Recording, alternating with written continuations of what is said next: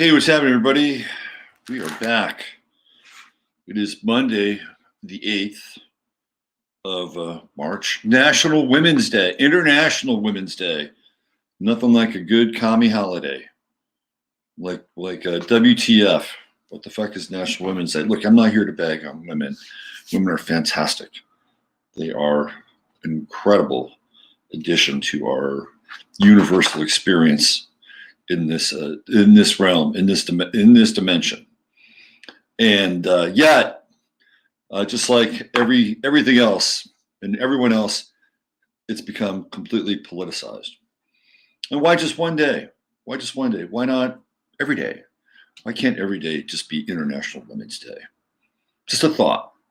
I think it might be International Women's Month, although it is competing with LGBTQ month, and I'm not sure how people actually feel about that.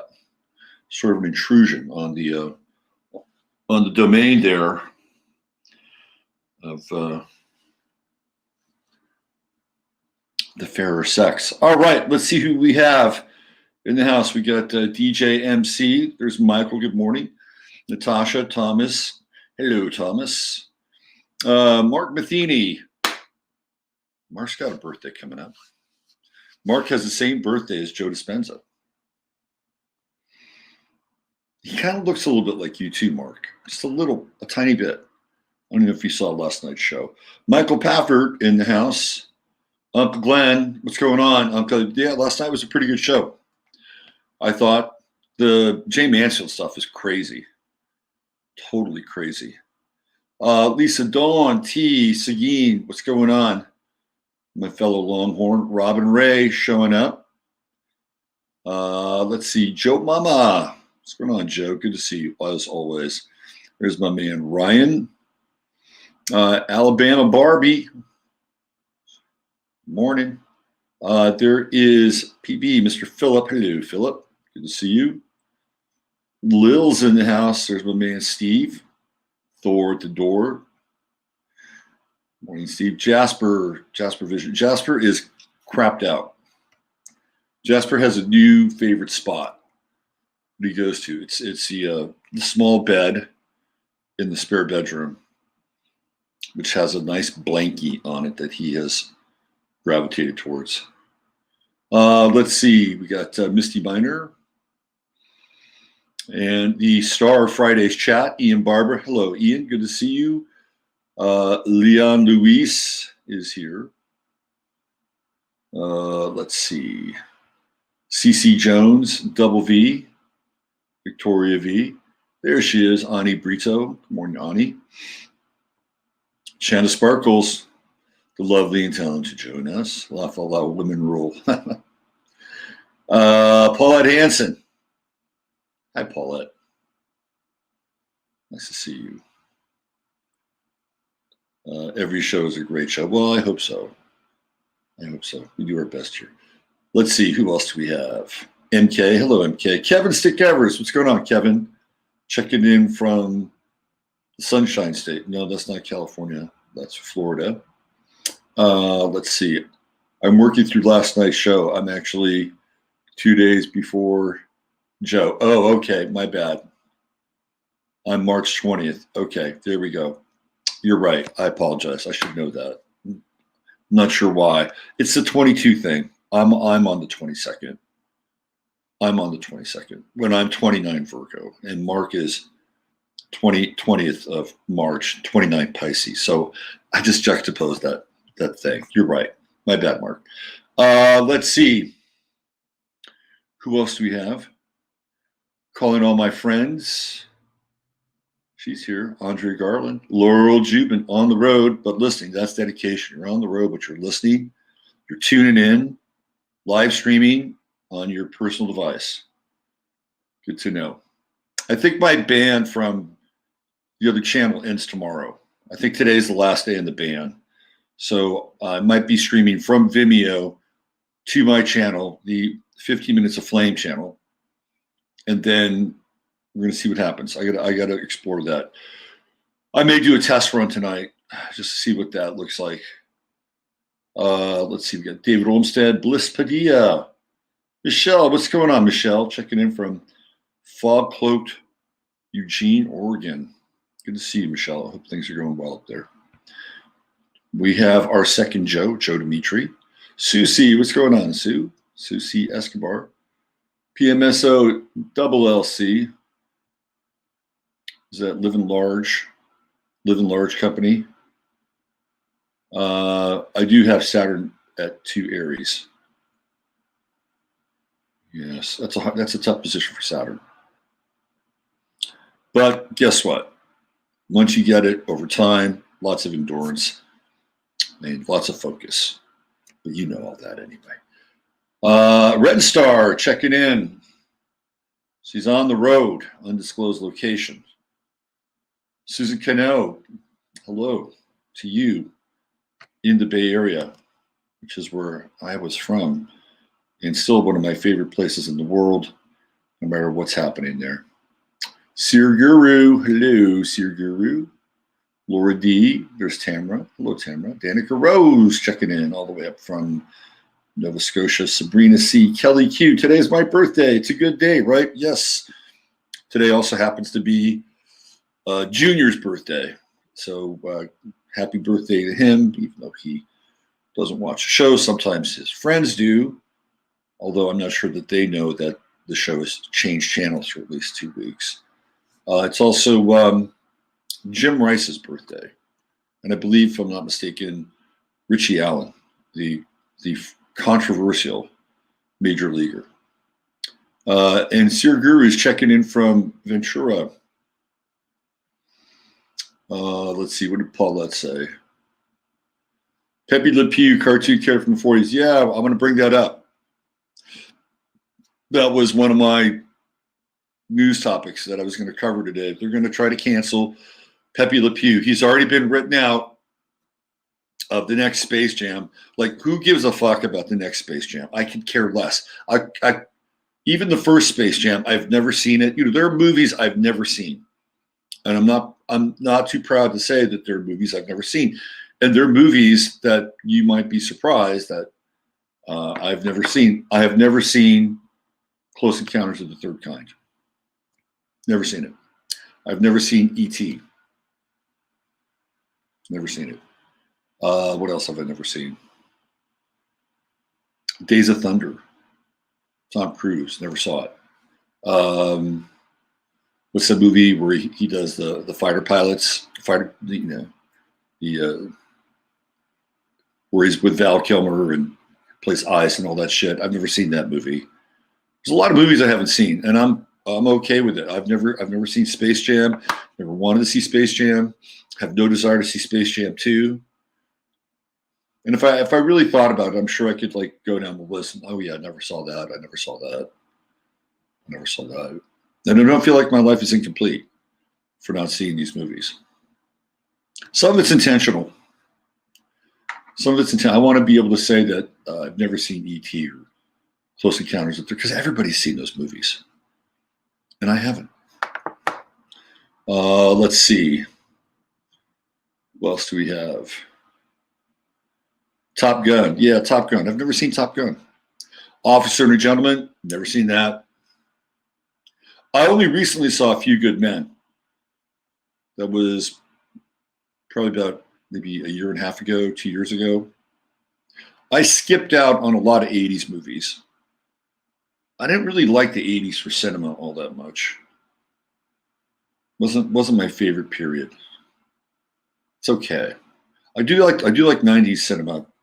The 90s were gritty and kind of dark, You got The Matrix in the 90s. Dark City. There's some interesting stuff going on, and the technology, the effects were way better in the 90s than they were in the. It's one of my beefs about the 80s. Unless you were George Lucas, who pumped millions and millions of dollars into Industrial Light and Magic, or Steven Spielberg, for the most part, the 80s movies, effects-wise, were terrible. Because, they're using kind of nascent technology, which isn't really very good. Maybe in the 80s it was kind of interesting. Although one of my favorite movies, one of my favorite guilty pleasures, Highlander. Highlander is from the 80s. Interesting story about Highlander. I just found this out. There's this guy who was interviewing Clancy Brown, who plays the Kurgan, one of the great characters of all time. I mean, great. Now, Mad Max was an 80s film. I'm a big Mad Max fan. Anyway, at the Kurgan, Clancy Brown was talking about how the movie got made. It's a really interesting story if you're into cinema. There was a guy who wrote this film script based on the Highlander. He was a college student. He might have gone to maybe USC or UCLA. I think it was USC. Anyway, somebody found his film script, and they said, here's what we want to do. We want your film script, and we'll pay you 10% of the budget. Whatever the budget for the film was, he was going to get 10% of that budget. So he's like, okay, fine. I'm a fledgling screenwriter. It's better than them stealing my idea. So they took the script, and somebody knew Sean Connery, and they actually offered Sean Connery the role of the Highlander. And he thought he was too old for it. He says, no, I'm not interested, but I will take the role of Ramirez. So automatically they had Sean Connery committed to that project. The budget went up. And then they went after Christopher Lambert, who at that time was making this crossover from being this sort of indie movie star. He was kind of a big hit in a movie called Subway, which is this sort of punk French new wave movie. So they got Christopher Lambert he was a big star in Europe. And it was like, okay, great. Budget went up. So every time they brought somebody into the picture, the budget continued to go up. And eventually the guy who wrote the script got 10% of the budget, which amounted to $1 million. I mean, ultimately that's what he wound up getting from the picture, right? Because I think there was what 10 million or something like that for the budget. Anyway, that's how the movie got made. It was kind of a fluke in a lot of ways, but it was Sean Connery who turned that movie kind of on a dime. I mean, there's some good movies in the 80s, don't get me wrong, but something happened from the 70s. You could get into conspiracy shit. Like there was a dark side to the 70s, and filmmakers were not afraid to explore it. There's a number of really great movies in the 70s that have really dark conspiratorial tones because that was what was going on. We were looking, filmmakers and screenwriters were looking at the soul of America, corridors of power, how things worked. It was a very interesting time. When the 80s came around, this is what Jay Widener told me. When the 80s came around, the government decided that they wanted to have a very different relationship with filmmakers and cinema. So they could deny the use of like military equipment and all the things that they normally would agree to get a movie made. That was just part of it. And the other thing too is that the United States government and the military also had its hands in the creation of a lot of movies. I used to have a list, like dozens and dozens of movies that they were involved with. They were funding, right? So there's a whole propaganda wing. And I think a lot of that takes off in a big way in the 80s and 90s and subsequent eras. The 70s were kind of that last free, kind of wild frontier for cinema. And you couldn't even get even close to making a 1970s movie now. Couldn't get close. There's no way it could ever happen. No way. I don't even think you could make Gran Torino now, which came out in the 2000s. And that's where we are. And Pepe Le Pew is next on the chopping block. Why? Because I was going to talk about it later. I may as well talk about it now. Because he promotes rape culture. I've seen lots of Pepe Le Pew cartoons. And I can tell you, I've never really had the desire to rape anybody or anything. So the Pepe Le Pew thing never worked on me. Is 65, 66 babies are odd lot? Yes, they are. It's that Saturn Chiron conjunction, 65, 66. Very interesting in Pisces. conjunction. It's kind of a burden. There seems to be some sort of kind of deep religious,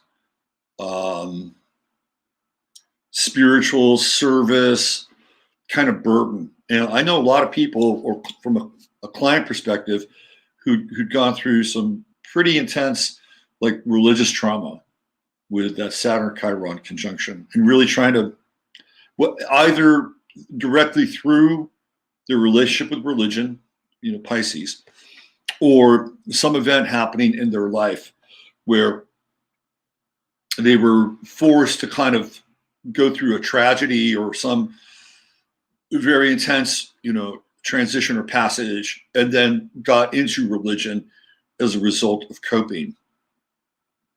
It's a very unusual aspect, especially due to the fact that they're both opposing Uranus and Pluto. So you're absolutely right that 65 to 66 period with that Saturn Chiron conjunction, pretty significant. Yeah, there's Joe Mama right there. Right there.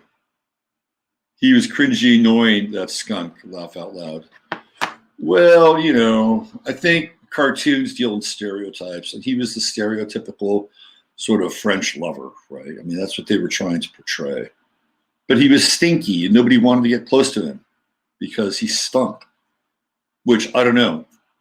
If you were French, maybe that would be more of the I don't know, the beef, right? Because the underlying story there is that the French don't bathe. I mean, that's what that's about. So they chose a skunk who stinks. He's overtly romantic, but you can't get close to him. I think it's the bathing thing. I think the French have more of a beef than the social justice warriors. Let's see. I don't support anything coming out of Bollywood anymore. But you mean Bollywood like India Bollywood or Hollywood? I don't follow Bollywood very much. Although some of those films are interesting to look at. I gotta say, those dance numbers are kind of amazing. Let's see, what else do we have? What's going on, Charles? George Jetson would be considered a racist.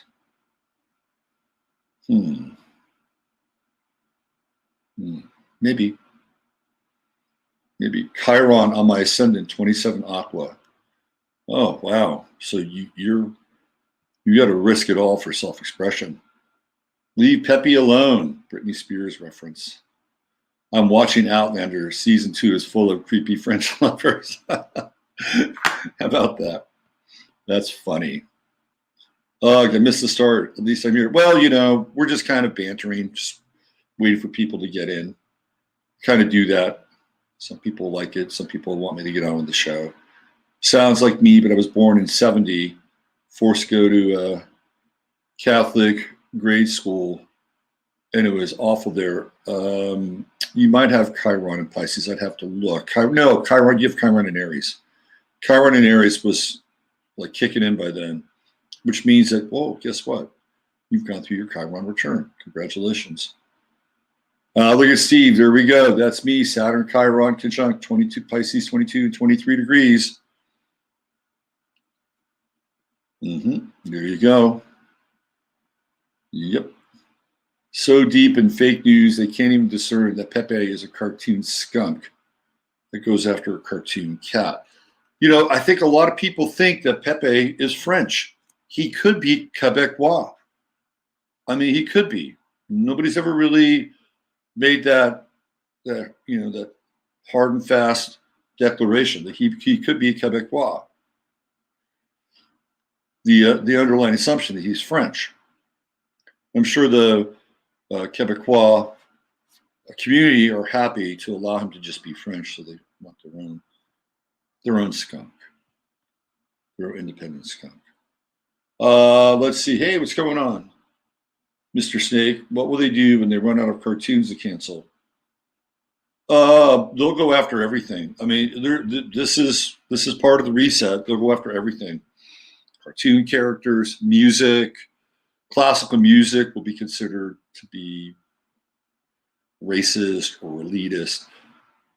It's well, what's wrong with it? It's going to be like that scene in Amadeus, where Amadeus asks the count or whatever, well, what's wrong with the piece? Well, it has too many notes. Can you take a few out? It'll be, well, it has too many notes. It's too complex. It's too complex. They'll go after everything. Oh, trust me. Just wait. Just wait. They'll burn it all down. Shakespeare's coming. Shakespeare's definitely coming. Let's see, what else will they go after? Most of the classics. Mm-hmm. Greek, Roman, history, literature, all they'll go, because it supports colonialism and everything that's associated with it. Movies, we'll go after movies. Mm-hmm. Yeah. They're just working backwards. Wait till they get to the hair metal era in video, and the White Snake videos and all that stuff. Gone. But it's okay. At least we're talking about it. And at some point, people will understand the absurdity of this. And at some point, they'll look back on it, and it'll be very much like the Salem witch trials and the burning of people as effigies, or the burning of literature and music as social effigies. Please don't go after Jane Austen. Oh, I'm sure she's out there somewhere. I'm waiting for them to eat their own. It'll happen. At some point, they'll make a stupid move. I hate to use the word they, but let's just categorize it as the overarching, obsessively driven power and control of the so-called left. They'll make a stupid move somewhere, and they'll go after something, and it'll be completely ridiculous, because people will know that whatever it is they're going after is actually something that comes out of their own quote-unquote social canon. But it won't matter. They have no shame. They'll just move on. Who's it? OJ screwed Tawny, so maybe they'll leave her. They'll leave her. I go again on my own. Well, that's interesting. John Levi showed that China has built a full-size reproduction of the FFT. I saw that. I watched John's latest video. He usually puts his stuff out on Sunday. It's very humorous. It's very humorous. He actually shared that he wanted to be like Art Bell. He wanted his own radio show, which, by the way, that's what I wanted too. And he went down the sort of the Tartarian video path, and he says he hates editing. And he often talks to people on the phone while he's editing. I thought it's actually really good. Wonder if the U.S. dollar has a birth chart. I'm trying to find out its death date. Well, what I would look at is you've got various versions of the U.S. dollar. We looked at when the U.S. dollar got tied to the became the petrodollar, right? Moved off the gold standard, and this is all kind of coming out of Bretton Woods. This was an idea that was engineered by Henry Kissinger and then enacted by Richard Nixon, and that takes place in 1971. And we looked at that, and that moment is when the South Node in Leo is conjunct Venus in Leo on that day when it was enacted. Of course, Leo representing gold. So moving away from that relationship with the gold standard, you can actually see that in the chart. And I believe the true node was in Aquarius, like around 15 degrees. So when Saturn hits that true node at 15 degrees, it's going to get close this year at 13, but next year is when it hits that true node in Aquarius. That'll be interesting. And we kind of looked at how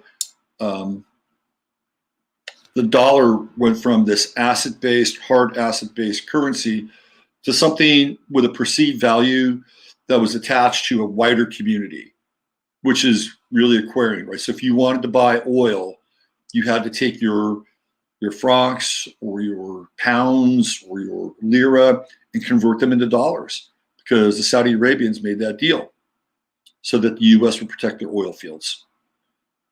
That's how that whole thing worked. Now, you could go back, I suppose, and look at when Roosevelt was president and Henry Wallace, who was, I believe, the Secretary of State. Henry Wallace is a really different kind of guy. He was friends with Nicholas Roerich, the mystic, the Russian mystic, who looked a lot like Lenin, if you ask me. Very interesting similarities between Roerich and Lenin. Anyway, Henry Wallace was really into Roerich, who supposedly had this piece of the Chintamani stone, like Roerich had magical powers. And Henry Wallace and Roosevelt, they redid the dollar bill. So all of the mystical symbols on the dollar bill take place during the Roosevelt era with Henry Wallace. So if you're interested, that might be another kind of moment in time that you'd want to look at. You want to play around with that. I think with the Saturn conjunction with the true node in Aquarius next year, and even with Uranus coming into play, squaring that south node in Leo and squaring the true node in Aquarius, I think that could be disruptive in terms of the dollar, based on the Bretton Woods, post Bretton Woods, with the inception of the petrodollar. But look at the other thing with Henry Wallace and the symbolic remaking of dollar. It's very interesting. Okay, let's get going here, do a little invocation, and just run through some things today, kind of get you up to speed with mask resistance that's happening now. And we'll see how this thing is going to take. The CDC has basically said masks don't work. So where's it all going? Well, we'll try to find out. All right, here we go. Dear blessed Holy Mother, Father God, the great central sun, within the universal light, which is light of Yeshua, Sananda, Emmanuel, and all the great avatars who have walked amongst us. And that means you are a great avatar. You have just got to remember that. Just remember it. Like these beings are not indistinct from who you are. Just a reminder, okay? We ask that only the highest and best information, wisdom, and truth come through this channel at this time for you and the avatar within you.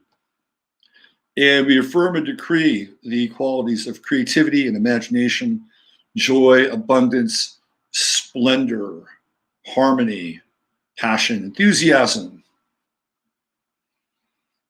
compassion, empathy, courage, heart, and above all, love. We ask that any karmic residue be cleansed, purified, clarified, and removed so you can be the best avatar that you can be. All right, let's get going. Where do I want to start? Let's talk about Kamala Harris. She's about ready to take center stage. It's going to happen. Joe Biden, whoever, max headroom, president headroom is at this point, he's hitting the sundowner phase. He can't even hold a press conference. There is no State of the Union. I'm thinking that Biden winds up either coming down with COVID. I mean, they could have a creative way of writing him out of the script. We talked a little bit about that before, that perhaps they could sacrifice him, turn him into a martyr, use the situation to clamp down on more control, security, the whole, false flag shit. They could do that, or they could COVID him out. I mean, there's a lot of different ways that they can move Biden out of the picture. But I think we all understand and know that this is going to be the Kamala Harris presidency. It's going to happen. It's just a matter of when, and I have a sense as to when it's going to happen. And here's Steve Bannon now checking in, giving his perspective on this thing. And Bannon says, sounds the alarm, says to prepare for transition to Kamala Harris. Yeah, it's coming. While speaking with author Mike McCormick and National Pulse editor-in-chief Raheem Kassam, I like Raheem Kassam, on the War Room, host of the show Steve Bannon said it's time to get ready for the transition from President Biden to Kamala Harris. Bannon pointed out to Biden's current well-being, saying that his eyes are now dead. Whoever this character is, there's nothing left there. Also noting that Harris has had a relatively large role compared to previous vice presidents. Kamala Harris is printed up in playbooks, always there for these meetings. She met with Netanyahu. Bannon said he explained how Harris is involved in a large amount of meetings. Pence was never that. That's not the role of the vice president. Steve Bannon is the only one sounding the alarm about Biden's health during a recent interview with Fox News. Host Sean Hannity, conservative podcast host, former Secret Service member Dan Bongino, dropped a bomb when discussed conversations he has had with the Secret Service members working closer with Joe Biden. He said he is in real significant trouble. It was something I was getting from my sources. We kind of talked about that before. The comment from Bongino comes after House Democrats are requesting to limit Biden's sole access to the nuclear codes in a letter written by Democratic California Rep. Jimmy Panetta. Representative requested that the nuclear codes be shared with members of Biden's administration. Yeah, that's a real... He's not in charge. He's just... I mean, it doesn't really matter at this point. He doesn't have the nuclear codes. I'd say Lloyd Austin probably has the nuclear codes at this point. While any president would presumably consult with advisors before ordering a nuclear attack, there is no requirement to do so. Letter continued, the military is obligated to carry out the order if they assess it is legal under the laws of war. Under the current posture of U.S. nuclear forces, that attack would happen in minutes. Okay. So that's going to happen. And this is for somebody who got 1%. 1% of the vote in the primaries. 1%. You're going to have a president of the United States who got 1% of the vote in the primaries. Gee, ain't America great? Where you could be the daughter of a woman from India, a father from Jamaica, get born in the United States, raised partially in Canada, come to the United States, work your way up through California politics, and then eventually become president of the United States when you only registered 1% of the vote while you were... Nobody liked her. Nobody liked her. Everybody liked, on the Democratic side, it was clear they liked everybody else but her. You know, Pete Buttigieg had a better rating than she did, and that's not saying a whole lot. Amy Klobuchar was more popular than Kamala Harris. Yet Kamala Harris is going to be the person who you're going to be watching and listening to every day now for the next 4 years, maybe 8. She runs again. And the way that they're massaging the voter rolls and, you know, this HR 1, where they're going to have DC and Puerto Rico be states. They're going to have 16-year-olds vote. I mean, all that stuff is on the table. Everything that they said was going to happen is going to happen. They're going to do it, or at least they're going to attempt to do it. And that's pretty frightening, actually. So Harris is going to be the next president. Unless something unusual happens, it's pretty much a done deal. I guess the question is who would become vice president. And I've thought about this, and for a long time, I thought it would be Cory Booker. But I'm not so sure about that. And I don't think it's going to be another woman. I think Kamala Harris Kamala Harris's vice president will be a white male because they want to have the white male be in a tertiary position to Kamala Harris from a symbolic perspective, right? Everything's going to flip from Biden and Harris behind him to Harris and whomever behind Harris. So when is this going to happen?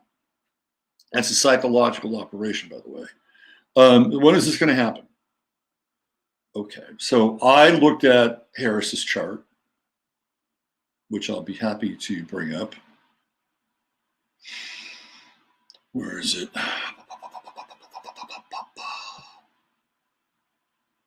Just had that damn thing up here.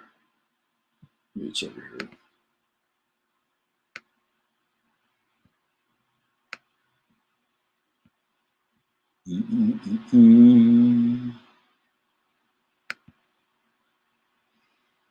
Okay.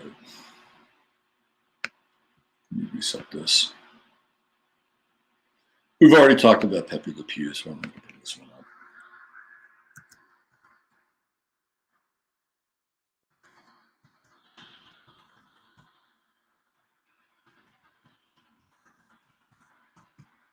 I'll check you guys.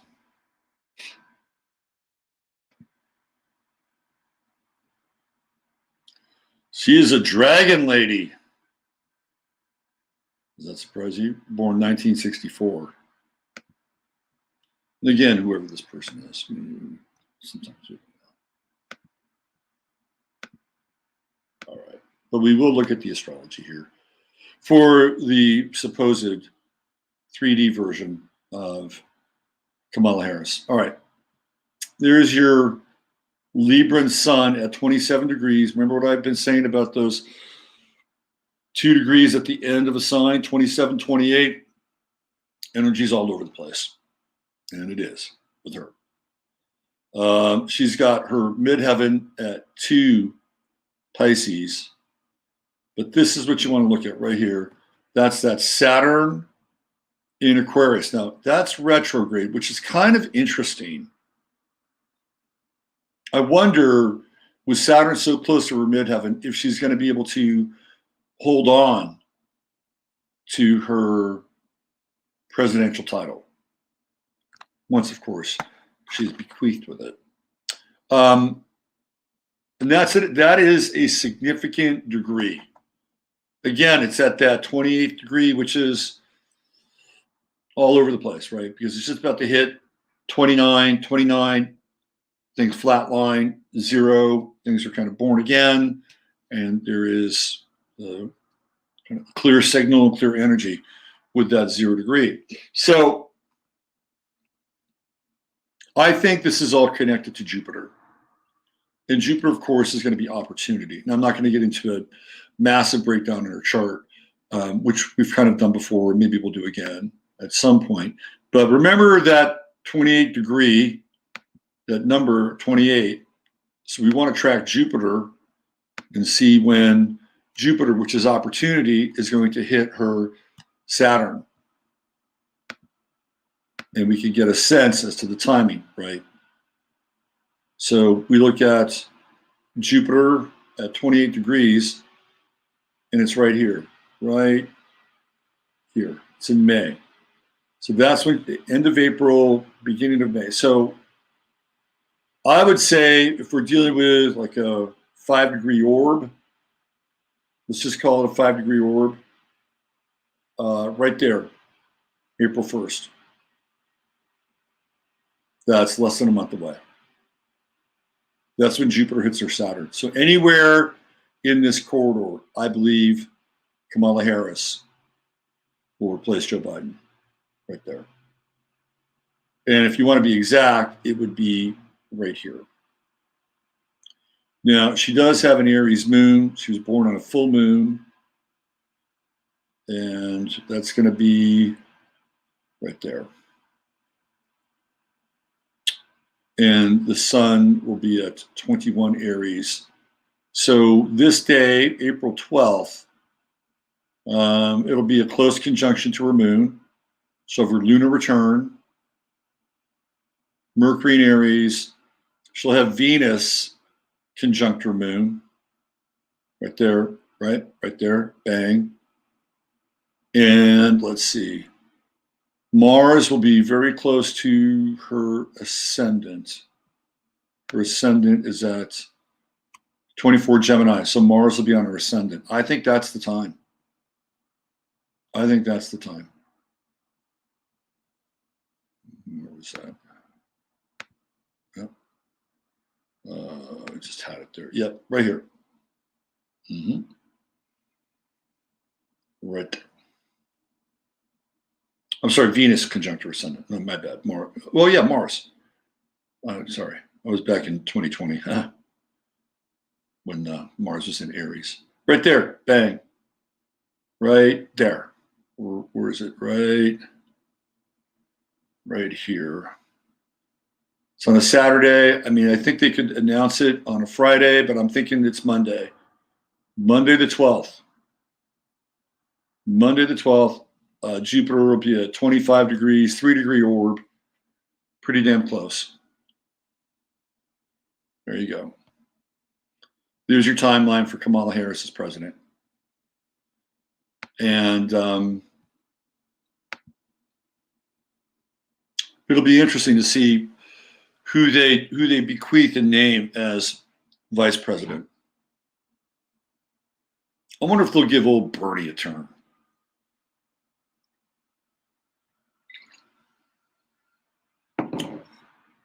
He would be rewarded for his fealty and party allegiance. So that's going to happen. And get ready to hear the cackle and the laugh. But she's really not calling the shots. She's another figurehead. You've got people like Valerie Jarrett and Susan Rice and Barack Obama. You know the crew. Like, those are the people that are really behind the scenes. And those are the people that are, I think, ultimately in power. But they needed to have Kamala Harris in there for a number of reasons. Mostly to bedevil the rest of us, because we have to fucking listen to her. And it's a hard voice to listen to. Really difficult voice to listen to. Well, shall we talk about something a little more positive? Why don't we talk about the mask resistance? Which, well, before I do that, I did want to bring up something else. It is election related. Now, I am just reading a story here. I'm just telling you the facts. Okay. You can do whatever you want with them. You can make your own suppositions, connect your own dots. But here we go.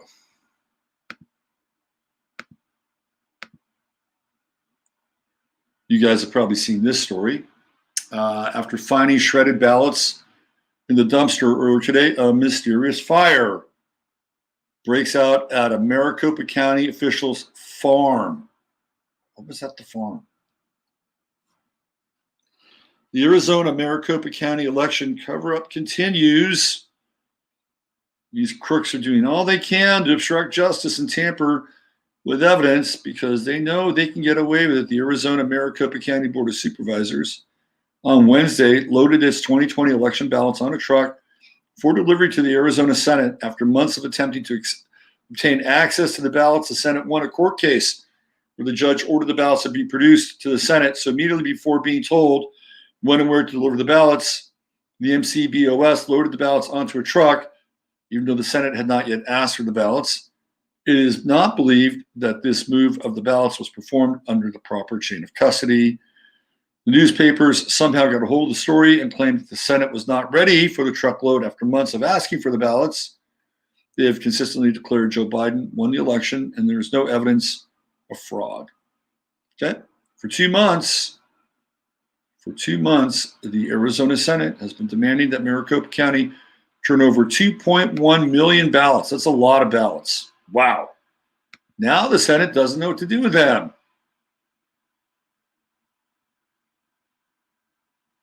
All right. So how long is this video? Those are the ballots right there.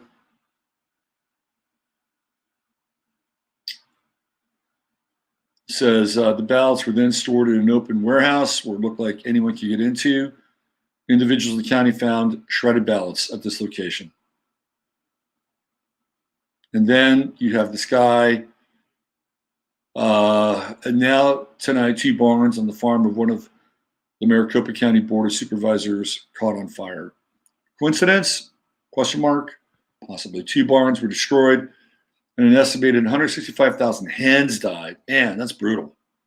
In a fire at the Hickman's Family Farms location in Arlington, about an hour west of Phoenix, according to officials.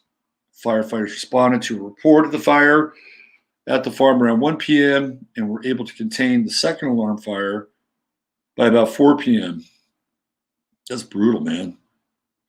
Did any shred catch fire in the chicken coops? French raccoon. When did Pepe Le Pew become a French raccoon? Following allegation of the amorous French skunk. Oh, God. Now he's a French raccoon. I guess they try to make him a little more politically correct by making him a raccoon versus a skunk. And the underlying theme there is that, again, looking at the original cartoon, that the French don't bathe, hence they stink. And we know that that's not true. Well, mostly. I'm sure the standards of hygiene and taking care of one's body has changed dramatically over the ensuing decades since Pepe Le Pew was conceived as a freaking cartoon character, somebody who's not even real. Okay, let's get on to the mask stuff, which I think is important. This is the CDC now. Okay, I'm not bringing up any information here that has not been validated and verified by the CDC. This is the CDC. It is not me. CDC. Right there. CDC. Face masks don't prevent COVID-19, study finds. Masks have negligible impact on coronavirus numbers. The CDC has admitted face masks do little. Right, this is March 7th, right there, to prevent the spread of COVID-19 amid mounting pressure to lift mask mandates across the U.S. In a new study, the CDC found face masks had a negligible impact on coronavirus numbers that didn't exceed statistical margins of error. The study found that between March and December 2020, the mask orders reduced infection rates by 1.5% over the rolling periods, 2 months each. The masks were 0.5% effective in the first 20 days of the mandates and less than 2% effective. That's not a great average, less than 2%. So you're going to shut a country down and make people wear masks, which are going to impact how people do business, how people relate, with them being less than 2% effective. The CDC added it still recommends wearing face masks, although it admitted such mandates do not make any statistical difference. In the meantime, some states across the nation have slowly returned to normalcy by putting an end to mask mandates. So they're basically saying, listen, masks don't really work, but we recommend you wear one anyway. In fact, why not wear 2? Why not wear 2? Just because you know that one doesn't work. That's how you get to the second mask. And while you're at it, throw a third one on there. But it's plain to see now that if you really look at what they're saying, and that is the CDC, they just don't really work. They don't really work. And yet people want to hang on to the mask like it's become an appendage, part of their body. I can't, whenever I think of the mask, I can't not think of the face sucker in Alien, and how it attaches to John Hurt's face. And it really becomes a mask that, literally sucks the life out of him, while by implanting itself in him, of course, and using his abdomen as its womb. Man, Alien's fucking twisted. It is a twisted movie. But people now have that thing attached to their face, like it's a face sucker, an alien. They won't take it off. And my favorite's always the people who are driving with the mask on. That one. I always get a kick out of that. But there are people who are not having the mask. No, no, no, no, no, no. They are not having the mask. Let me show you this. Here's my Twitter feed. Well, you know, sometimes, here we go. Let me show you what's going on. This is in Idaho. I talked about this, I think it was last night. I talked about either last night or on Friday. I'll show you guys exactly what I'm talking about right here. This is what's happening in the state of Idaho. Right here. Right here.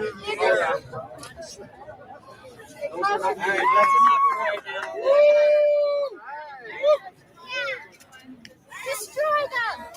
Destroy them! Dad, he don't want them in our world anymore! Look at that face.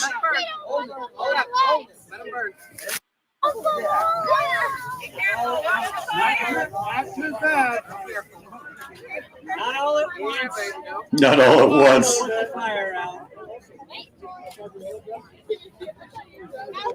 Look at the proud mom over there. She's proud. Like, oh yeah, these are our kids. Dude, we were right here. Right here.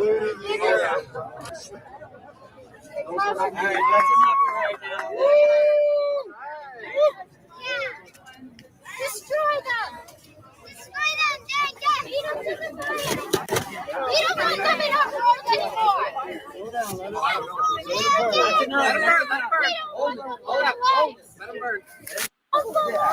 You guys get the picture there. I think you're going to see more and more of this.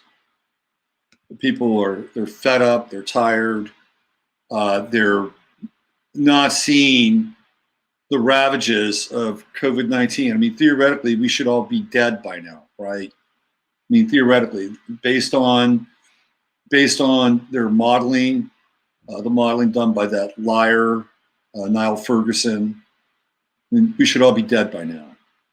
Based on what we saw in Wuhan, theoretically, we should all be dead. It hasn't happened.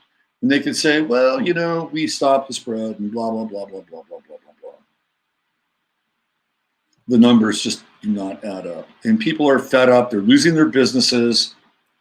The so-called left and the right are pilfering and using the stimulus package to, again, you know, raid our futures, raid our present.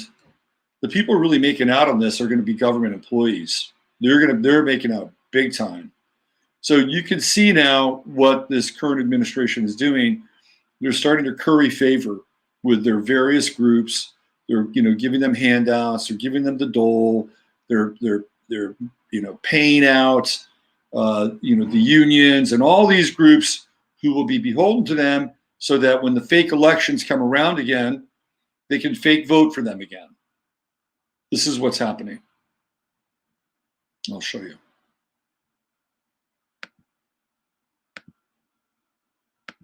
I just found this piece. Where is it? Maybe it's down here.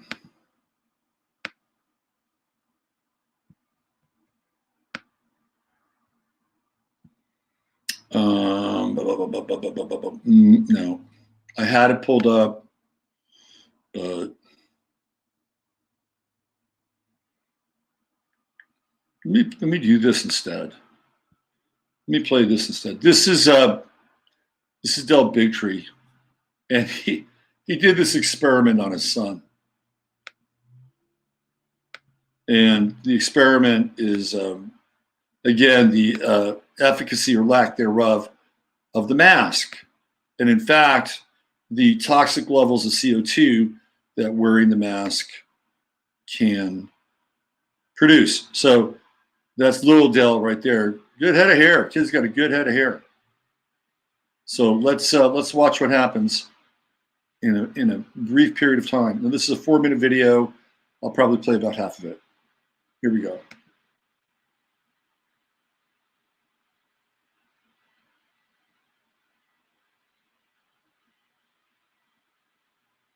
Not anymore.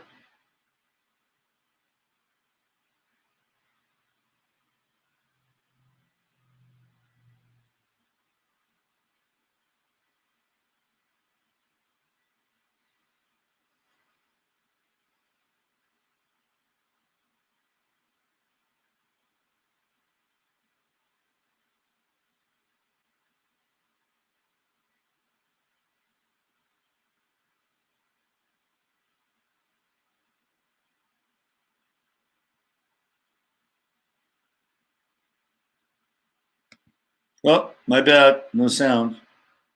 I don't know why. Oh, you know why? I know why. It always happens with this. I can't. Thanks, Emily. I apologize. I got to get it when I go to put it on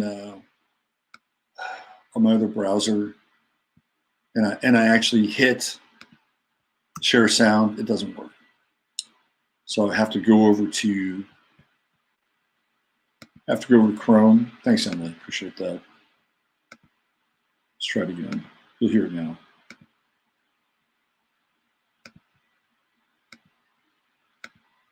There we go. Take two. Ever's 11 years old, and here in Texas, the mandate right now is that 10 and over have got to wear a mask. Ever has to wear a mask wherever we go, and so we bought this thing this week. This measures the amount of CO2 that's in the air. Can we just look at the ocean numbers? Carbon dioxide levels and potential health problems are indicated below. From 250 to 350 is the background normal outdoor level. 350 to 1,000 ppm typical level found in occupied spaces with good air exchange. 1,000 to 2,000 levels associated with complaints of drowsiness and poor air. Obviously, I don't want ever to have drowsiness or poor air. 2,000 to 5,000 levels associated with headaches, sleepiness, and stagnant, stale, stuffy air, poor concentration, loss of attention, increased heart rate, and slight nausea may also be present. And then 5,000 ppm or more. This indicates unusual air conditions where high levels of the other gases also could be present. Toxicity or oxygen deprivation could occur, meaning do not hit 5,000. All right, here we go. Right now, we're at 848. So I'm going to go ahead and just insert this right like as he did, right underneath, and try and keep it. That feels pretty tight right there, right? Mm-hmm. Okay, so you can just breathe naturally, and let's just see what happens. Okay. All right, so we're at 1,367. We've already just passed 2. So now we're in the place where he could be having headaches. He can be, we're at 3,786. Look at this. We've just passed 5,000. Now we're in the toxic level. Right now we could be doing this 7,000 inside this mask with the CO2. 8,000 parts per million. And now this thing's gone off the Richter scale, folks. It can't even register how high the CO2 levels are inside. And look how many seconds that was. All right. Can I just?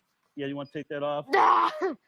Just in case you're thinking to yourself, well, that was a really good mask. That was an N95 mask. Just before the show, we tested a couple of different things that you may be putting on your baby. Take a look at this.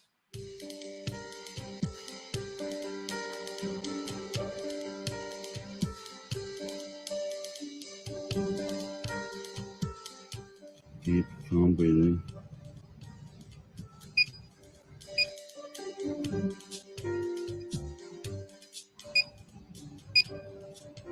You got the idea, right? All right, let's try this one. Plastic face shield. Just breathe ever.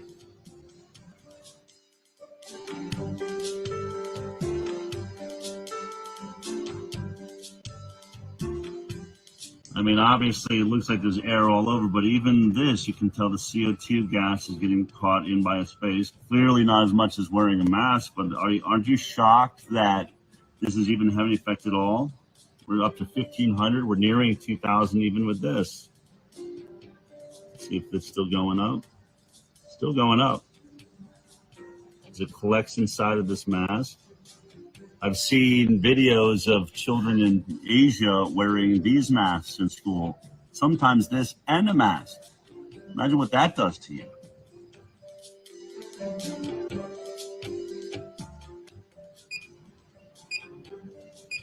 So we've hit 2,000, which is now we know is not safe for any school or any workplace environment. 4,000. Now we're going over 5,000. Now we're into what's known to be a danger zone, 6,000.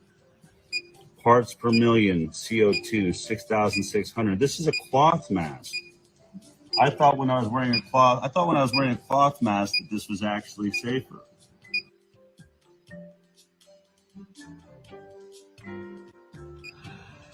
So up in the 9,000s with both of these masks, upper 8,000s. Unbelievable. At the center of all of this is children, right? I think that's the biggest discussion. Do our children really need to wear this coming into school? I see babies in strollers wearing masks. How safe is that if they're at 10,000 parts per million of CO2? Are you adhering to laws from your government that are hurting the development of your child's brain? That's it right there.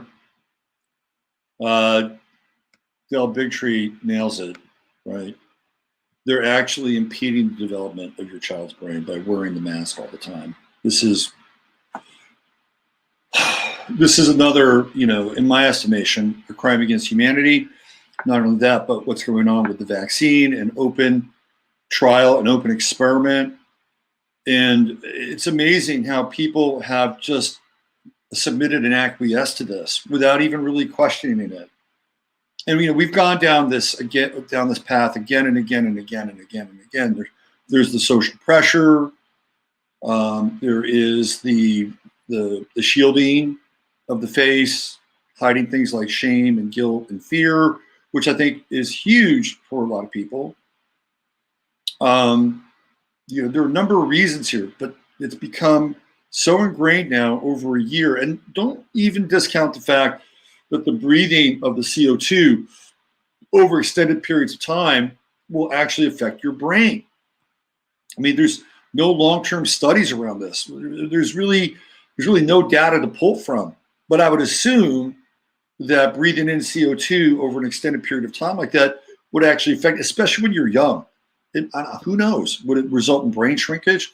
Quite possibly. We're in unknown territory here. But what we are seeing is we're seeing people react adversely and clinging to the mask as if it's, their life preserver in a lot of ways. The whole thing never ceases to amaze me and baffle me at the same time. I don't know. I'm just not wired that way. And I know a lot of you aren't wired that way. And I know a lot of you, in some ways, have to wear a mask for whatever reason. For whatever reason, you have to wear a mask.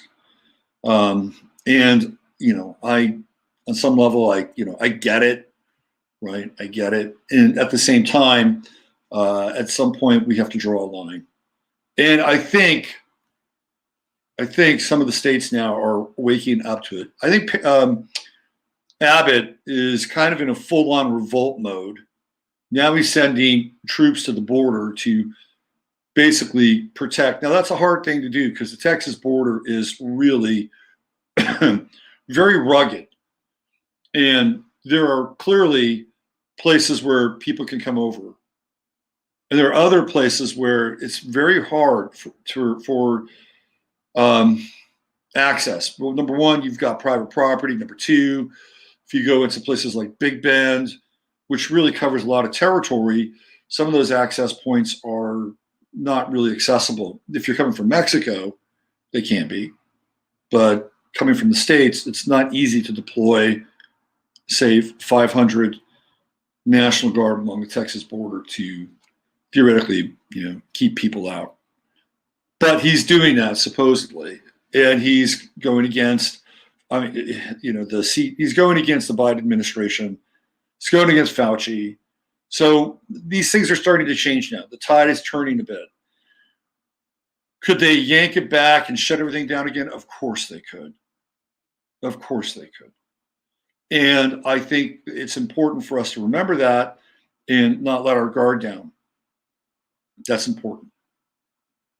We have to remain vigilant so that we can continue to push back against this beast system, which is doing its very best to insert itself upon us. Do we have anything else today? Oh, yeah, this is the federal workers thing. I wanted to show this. This is the one thing I wanted to show you guys as well.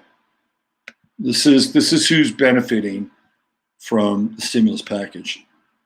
If you're a federal worker, you got to love your unions. You got to love your peeps.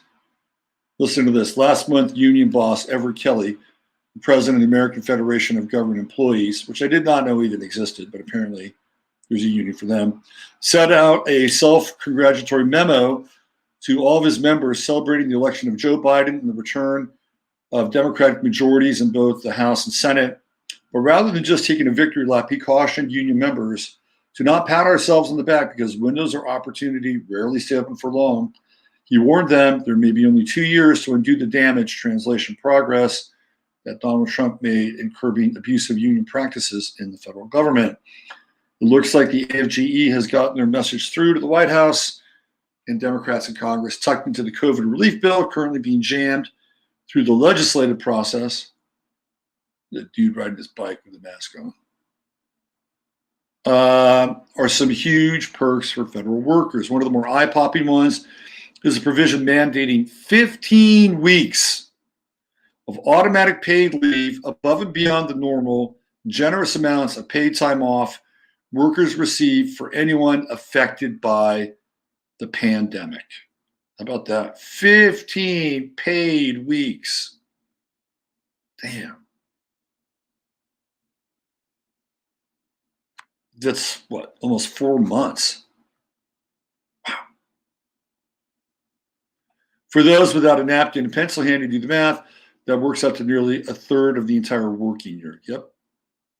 Senate Democrats on Thursday unveiled their amendments to the $1.9 trillion COVID-19 relief bill. See the 19 there, right there, right there. A little symmetry. Which still contains a provision that would provide federal employees with up to 15 weeks of additional paid leave. The additional leave will be available from between when the bill is signed until on September 30th. Gone is a provision in the original House version of the bill, but stripped during the House Oversight and Reform Committee's markup process, requiring feds to exhaust all other forms of sick leave before they can tap into the new leave fund. The bill sets aside $570 million to pay for the new benefit.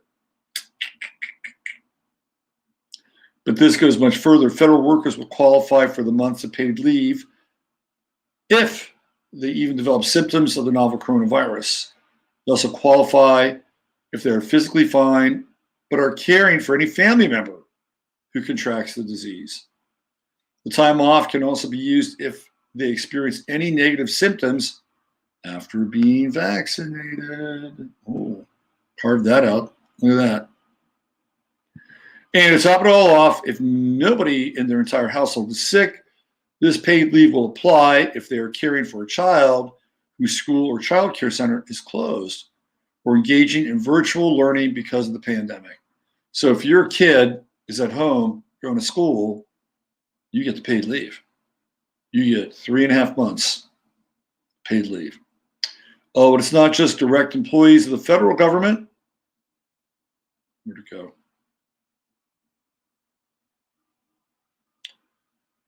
Getting these goodies, every worker for the U.S. Postal Service gets them as well.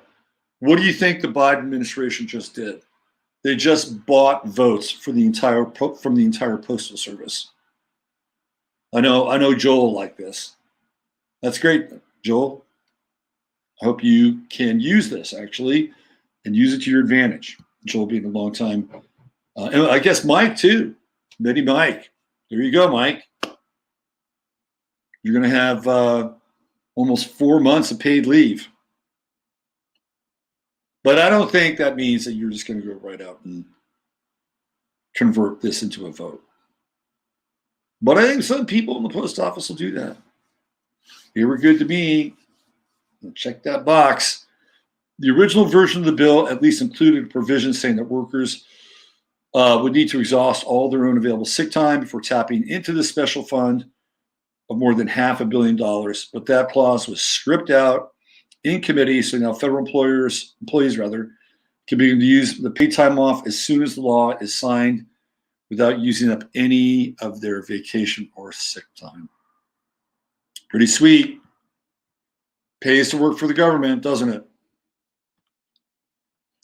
Meanwhile, the rest of us have to fend for ourselves on the mean streets of the post-COVID America, although it's not quite post yet. But it's getting close. It's getting close. In the meantime, the damage will have been done. Okay, do anything else today before we get out of here? I'm going to leave you with just a little bit of this. I really like Spiro Skouras and his activist post stuff. I think he's really good. He's got a great way of interviewing people. He gets high-quality guests.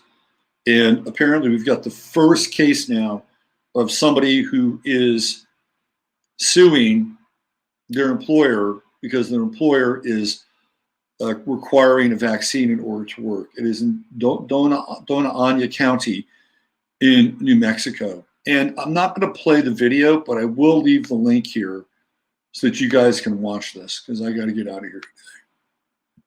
But I will leave this. So this is the first court case against mandatory vaccination. Pay attention to this. This is really important. This is important. And I don't know, I don't have a lot of faith in the legal system to support the anti-vax position here.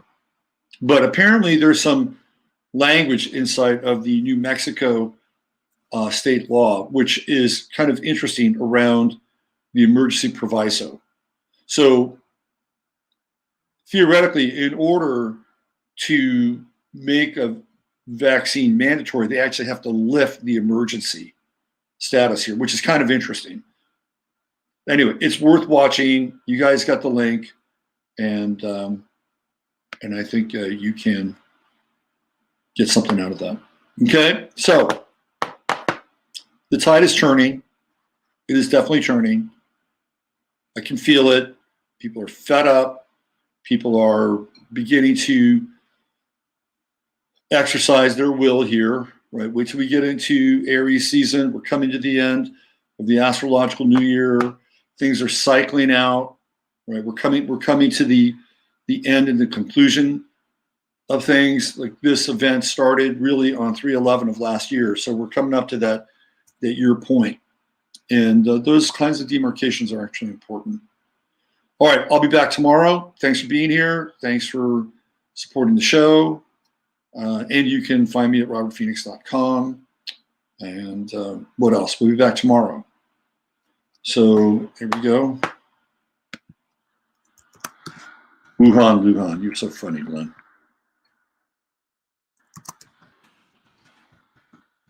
All right. Use your head in order to discern what's real, your heart to say what's possible. I'm Robert Phoenix. Thanks for being here.